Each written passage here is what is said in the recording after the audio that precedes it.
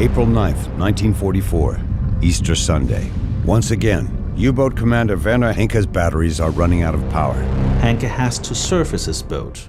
For 80 years, the U-3523 was a ghost story whispered from Berlin to Patagonia, a 1,600-ton steel phantom that allegedly carried Adolf Hitler away from the ruins of his burning capital.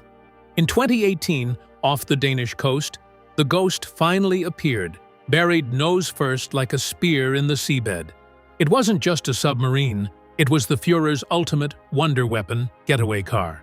But as divers breached the hull, the truth they uncovered began rewriting the final chapter of World War II. The steel spear in the Skagerrak. The North Sea is a graveyard of iron and salt, a churning expanse that swallows secrets and rarely spits them back out. For 73 years, the Skagerrak, the narrow strait between Denmark and Norway, held a secret that many believed was a deliberate lie. While the official history books claimed the Allied air forces had effectively neutered the German U-boat fleet by May 1945, a shadow remained. That shadow was the U-3523, a Type 21 electroboot that vanished on May 6, 1945, just 2 days before the German surrender. Most assumed it had been depth-charged into oblivion by a British B-24 Liberator, but no wreckage was ever found. No oil slick, no debris, no bodies, just a void on the sonar. That void became the foundation for the most persistent conspiracy theory of the 20th century.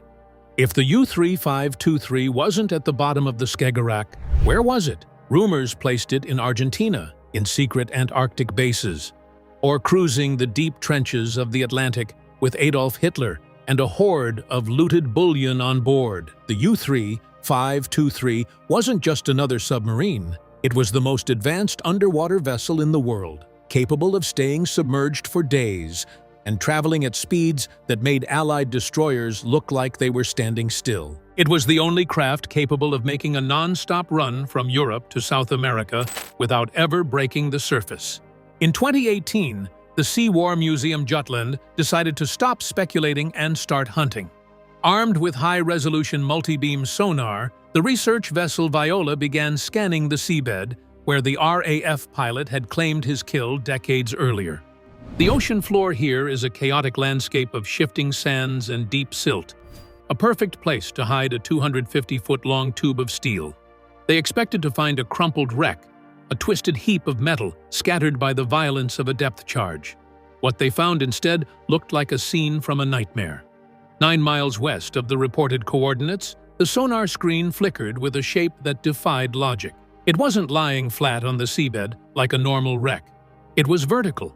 The U-3523 was buried nose first in the silt at a 45-degree angle, its stern pointing toward the surface like a jagged tooth. It sat 123 meters deep, a depth that makes human diving operations a logistical gauntlet of pressure and darkness.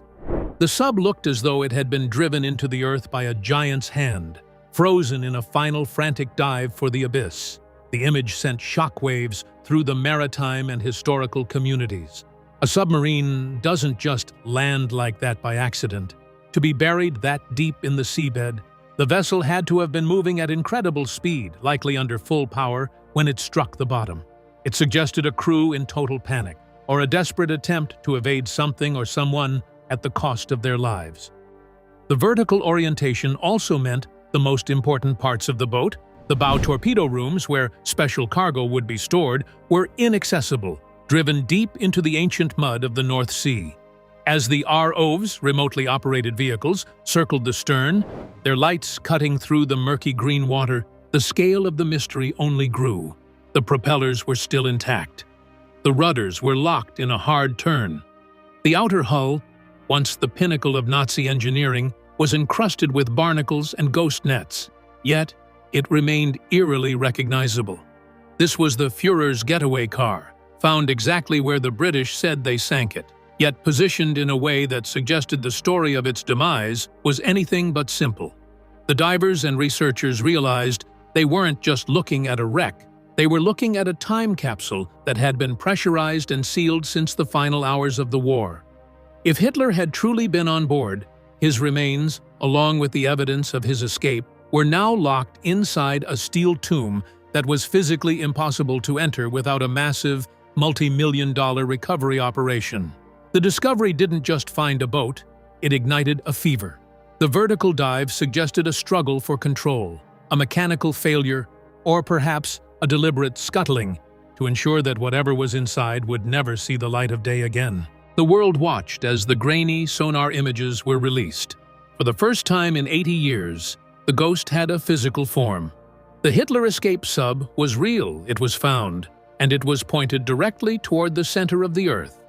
The question shifted from where it was to what it was carrying in those buried forward compartments. Was it a crew of 58 young men who died in a frantic attempt to reach the Atlantic? Or was it the final treasury of a dying empire, guarded by the most infamous man in history? But why would a machine built for war be found fleeing toward the end of the world? The Electroboot, Hitler's underwater spaceship. To understand why the discovery of the U-3523 sent shockwaves through the intelligence community, you have to understand that this wasn't just a submarine. In 1945, the Type 21 Electroboot was essentially a spaceship that had fallen into the ocean, while the standard German U-boats, the Type 7s that had terrorized the Atlantic, were essentially surface ships that could briefly hide underwater. The Type 21 was designed to live in the abyss. It was the first true submarine in history. It didn't just crawl through the waves, it flew through them. The engineering was terrifyingly elegant. Its hull was streamlined, stripped of the deck guns and bulky winter gardens that slowed down its predecessors. It was coated in a primitive stealth material designed to absorb Allied radar pulses, a precursor to the technology used by modern B-2 bombers. Inside, the air was scrubbed of carbon dioxide by advanced chemical filters, and the massive battery capacity allowed the crew to stay submerged for several days at a time without ever needing to stick a snorkel above the whitecaps. For a high-ranking official looking to vanish from a continent surrounded by enemies, there was no better fortress. Imagine the interior of the U-3523 as it slipped away from the Norwegian coast in May 1945. The air would have been thick with the smell of ozone from the massive electric motors and the metallic tang of recycled oxygen. Unlike the cramped, grease-stained interiors of older boats, the Type 21 was spacious, comparatively speaking.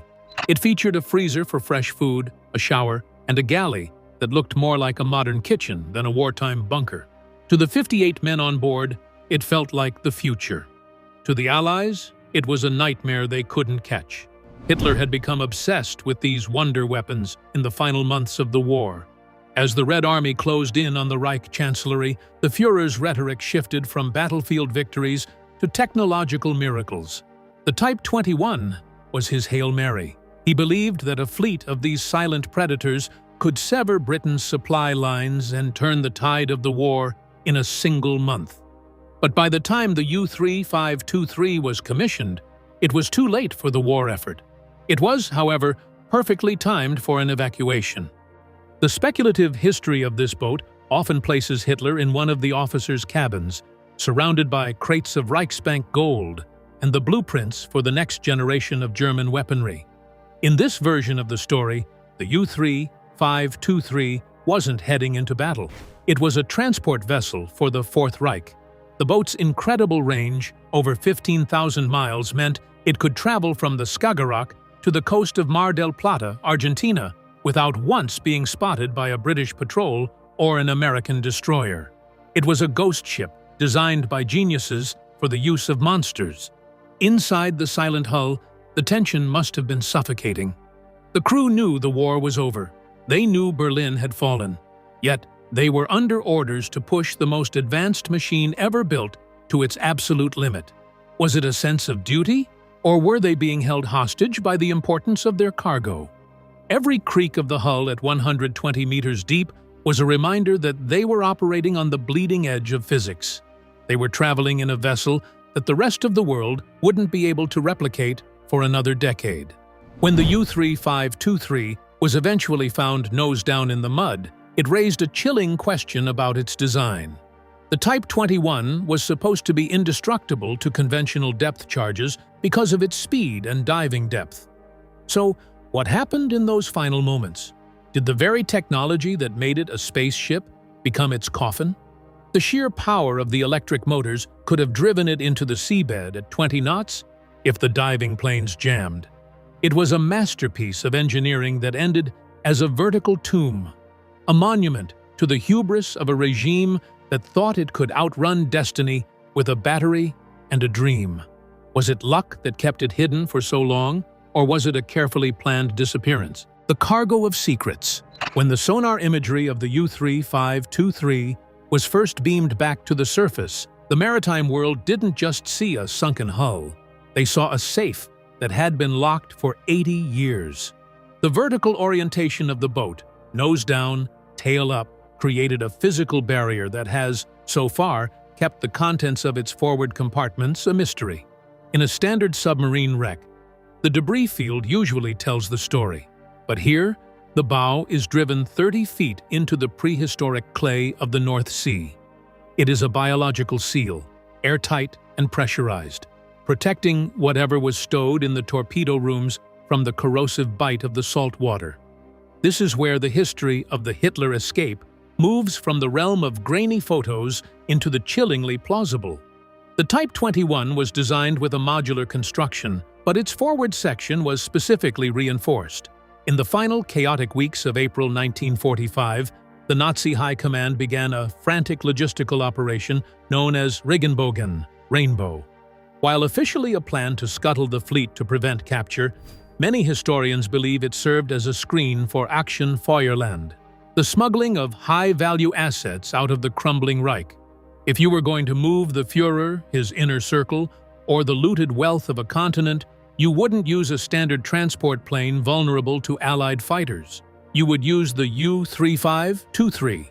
Speculation regarding the special cargo isn't just the stuff of late-night History Channel documentaries.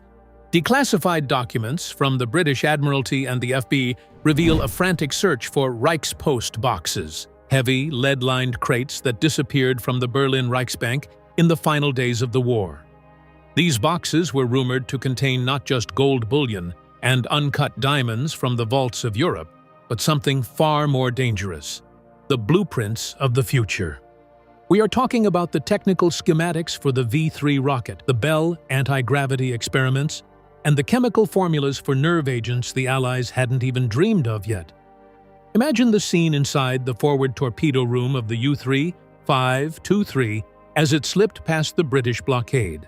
The torpedo racks, usually reserved for the G-7E acoustic homing missiles, would have been stripped to make room for mahogany crates and iron-bound trunks. There would be no room for the crew to sleep. They would have lived and breathed among the ghosts of a dead empire.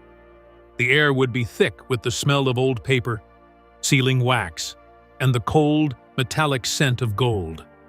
This wasn't a war patrol. It was a relocation of an entire civilization's worth of stolen heritage. Then there is the matter of the passengers. The official manifest for U-3523 listed 58 crew members, mostly young men who had never seen the horrors of the Atlantic Gap. But witnesses at the port of Horten, Norway, the boat's last known stop, reported seeing civilian officials in heavy overcoats boarding the vessel under the cover of a moonless night. These weren't sailors. They walked with the stiff gait of bureaucrats and the guarded eyes of men who knew they were marked for the gallows.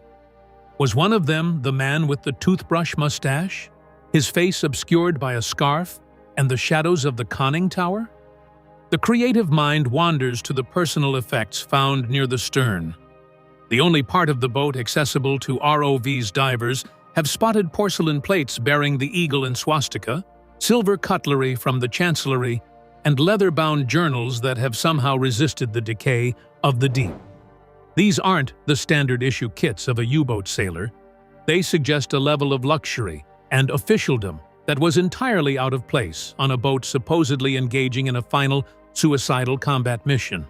It hints at a guest of high standing, someone for whom the electroboot was not a weapon, but a private yacht. The most provocative theory involves the Enigma machines found within the wreck. While most U-boats carried a standard 3 or 4 rotor Enigma, whispers persist that the U-3523 carried a prototype Schlüsselgerät 41, the Hitler Mill. This was a machine so complex it was deemed unbreakable.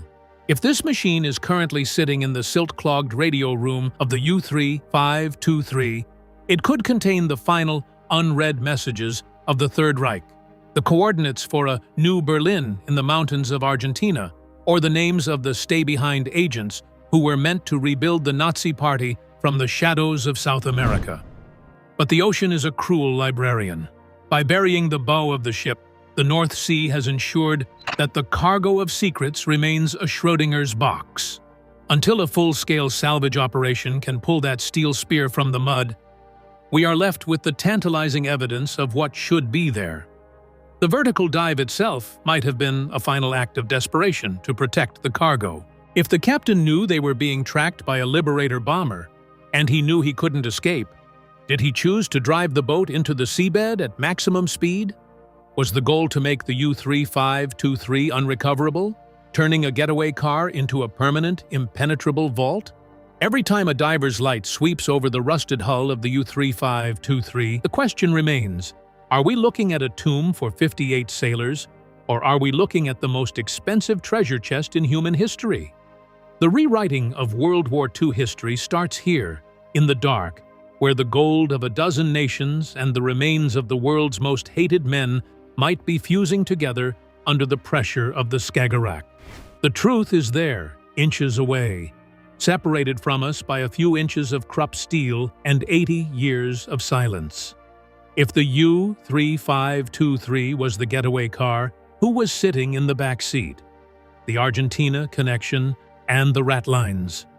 The discovery of the U-3523 in the North Sea didn't just find a sunken boat, it punctured a hole in the most durable mystery of the post-war era. For decades, the South American Trail was dismissed as the fever dream of conspiracy theorists until the reality of the rat lines began to surface in declassified intelligence files. We now know that Argentina wasn't just a random destination, it was a prearranged sanctuary. Under the regime of Juan Perón, the Atlantic Corridor became a one-way street for the architecture of the Third Reich. While the U-3523 lay vertical in the Danish silt, its sister ships were proving that the impossible journey was actually a repeatable itinerary. Consider the case of the U-530 and the U-977. In the summer of 1945, months after the war had officially ended, these two ghost ships emerged from the mist of the South Atlantic and surrendered to the Argentine Navy at Mar del Plata. The crews were clean-shaven, the boats were emptied of logs, and the explanations were suspiciously vague. The captain of the U-977 claimed they had spent 66 days submerged just to avoid the British. It was a feat of endurance that defied maritime logic, unless, of course, they weren't alone in the water. The arrival of these gray wolves in South America suggested that the U-3523 wasn't a rogue actor, but part of a coordinated exodus. The rat lines were a sophisticated network of safe houses and false identities, often facilitated by sympathetic elements within the Vatican and the International Red Cross. But the sea rat line required a vessel that could bypass the Allied sharks patrolling the surface. This is where the speculative history of the U-3523 becomes chillingly grounded in fact. If the Type 21 was the only craft capable of the journey, then the U-3523 was the flagship of the escape. The Argentina connection posits that while Hitler's self-harm in the bunker was the public finale, the private reality involved a silent transit through the Skagerrak. Imagine a map of the world in May 1945, not as a collection of nations, but as a grid of escape routes. In this hidden geography, the U-3523 was the golden flight. In the mountain retreats of Bariloche, Argentina, there are estates like Inalco, a remote alpine-style mansion built in the 40s that bears a striking, localized resemblance to Hitler's Berghof in the Obersalzberg. Locals have long told stories of German doctors and quiet European gentlemen arriving by seaplane in the dead of night. If the U-3523 had succeeded in its dive, if it hadn't been intercepted by that British Liberator, its path would have led directly to the deep water coves of the Patagonian coast. The creative speculation here isn't about if people escaped, but who was on the list. High-ranking Nazis like Adolf Eichmann and Josef Mengele didn't just walk to South America. They were ushered through a system. The U-3-523 represents the alpha of that system, the high-speed, high-tech umbilical cord between a dying empire and its planned resurrection. There are FBI memos from 1945, signed by J. Edgar Hoover himself, detailing reports of Hitler landing in Argentina via submarine. These weren't crackpot letters. They were field reports from agents who were genuinely spooked by the lack of a body in Berlin and the sudden appearance of U-boats in the southern hemisphere. The U-3-523 was the missing link in this chain. By finding it at the beginning of the rat line, we find the wreckage of a plan that almost worked. It suggests that the escaped Führer narrative wasn't just a myth, it was a failed operation. The vertical position of the wreck tells a story of a getaway car that crashed before it even left the driveway. It points to the possibility that the New Berlin in the Andes remained a ghost town because the primary resident was currently being crushed by 123 meters of North Sea pressure. This connection rewrites the tragedy of the war's end. It turns the final days of the Reich from a Wagnerian self-harm pact into a desperate, botched white-collar heist. The ratlines were real, the gold was real, and the destination, Argentina, was waiting with open arms. The only thing that stood between a Fourth Reich in the shadows and the history we know today was a few miles of Norwegian water and a well-aimed depth charge. The U-3-523 wasn't just a submarine, it was the physical embodiment of the what-if that has haunted historians for nearly a century. In the silence of the Skagerrak, the boat sits as a reminder of the fragility of escape. Every Nazi official who successfully integrated into South American society, becoming a businessman in Buenos Aires or a farmer in Paraguay, was a living shadow of the men who didn't make it off the U-3-523. The Argentina connection was a reality for some, but for the occupants of this vertical tomb, the ratline ended in the mud. They were the ones who stayed behind, not by choice, but by the gravity of the ocean and the vigilance of a lone British pilot who had no idea he was sinking a legend. Could one sunken sub really dismantle a legend that has survived for nearly a century? Rewriting the final chapter. The discovery of U-3-523 does something more profound than just adding another wreck to a nautical chart. It serves as a cold steel punctuation mark at the end of a sentence that has remained unfinished for 80 years. For decades, the Hitler escaped narrative wasn't just a tabloid headline, it was a psychological shadow that loomed over the post-war reconstruction of Europe. If the monster wasn't dead, could the ideology ever truly be buried? By pinpointing the exact location and state of the Führer's most viable escape craft, we are forced to reconcile the cinematic myth of the ratlines with the brutal physics-bound reality of 1945. This find rewrites the final chapter by grounding the supernatural in the mechanical. For nearly a century, we've imagined a sophisticated high-stakes disappearance, a masterfully orchestrated vanishing act, where Hitler slipped through the fingers of the Allies like smoke. The wreck of the U-3-523 tells a much grittier story. It tells a story of a wonder weapon that was, in the end, just a metal tube vulnerable to a well-placed depth charge. The irony is staggering. The most advanced technology of the 20th century, designed to create a 1,000-year empire, ended up as a vertical headstone in the Danish mud because of a navigator's error or a lucky shot from a British pilot. The rewriting happens in the shift from conspiracy to consequence. When we see the U-3-523 nose down in the silt, we aren't looking at a successful escape. We are looking at a catastrophic failure. It suggests that if Hitler was indeed on that boat, his 1,000-year legacy ended not in a South American palace, but in a panicked, lightless descent into the abyss. The vertical orientation of the sub, the steel spear, suggests that the crew's final moments were defined by a desperate struggle against gravity and pressure, a far cry from the serene retirement in Patagonia that the stories describe. Furthermore, this discovery forces us to look at the Grey Wolf legends through a lens of failed logistics. The U-3523 was the apex predator of the Nazi Navy, the only vessel that could have made the trip. If the best boat didn't make it, the likelihood of a massive, coordinated exodus of the Nazi high command via submarine becomes mathematically slim. It suggests that while some mid-level rats did indeed scramble through the lines, the big prize likely never left European waters. The discovery doesn't just find a boat, it collapses the probability of the grand escape.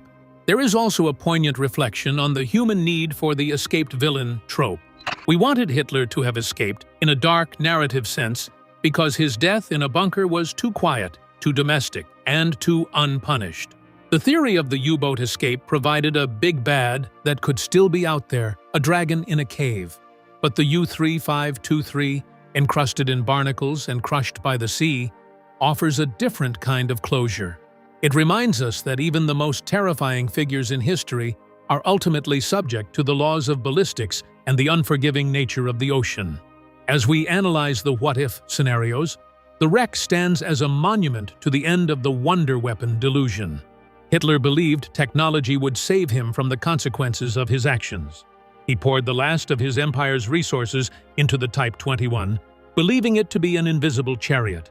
The reality found at 123 meters deep is that there is no such thing as an invisible chariot when the RAF is hunting you.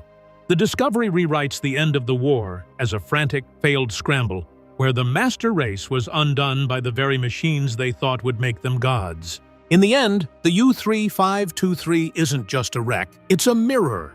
It reflects our fascination with the hidden history of World War II while simultaneously slamming the door on it. The ocean didn't just swallow a submarine, it swallowed the possibility of a different ending. The final chapter isn't about a secret empire in the Andes. It's about 58 men and a failed dictator who were buried by the very sea they tried to conquer.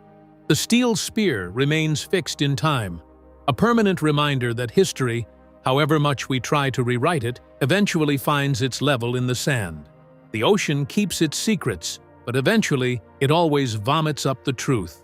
The silent grave, the U-3523, remains exactly where it was driven 80 years ago, a jagged, rusted splinter stuck in the throat of the North Sea. While the sonar images have stripped away the layer of invisibility that fueled 1,000 conspiracy theories, the ship itself continues to guard its final secrets. It is a sovereign grave, protected by the crushing weight of the water and the legal complexities of international maritime law. For now, there are no plans to raise the steel spear. The cost is too high, and the risks are too great, leaving the contents of those buried forward compartments to the imagination. But perhaps that is the most fitting end for Hitler's personal escape craft. As a monument of salt and silt, it serves as a far more powerful deterrent than any history book. It stands as a physical manifestation of a failed exit strategy, a reminder that the most advanced wonder weapons in the world couldn't buy a way out of the judgment of history. The U-3523 didn't reach the sun-drenched docks of Argentina. It found the cold, dark pressure of the Skagerrak. The narrative of the Führer in the shadows has been replaced by the reality of the hull in the mud. The ghost has been caught, measured, and mapped. As the tides continue to pull at its rudders and the currents wash over its conning tower, the U-3523 sits in total silence, a tomb for a dead ideology and a final, vertical period at the end of the world's darkest chapter. What's your wildest Hitler escape theory? Leave your comment below and subscribe to the channel for more of these riveting stories.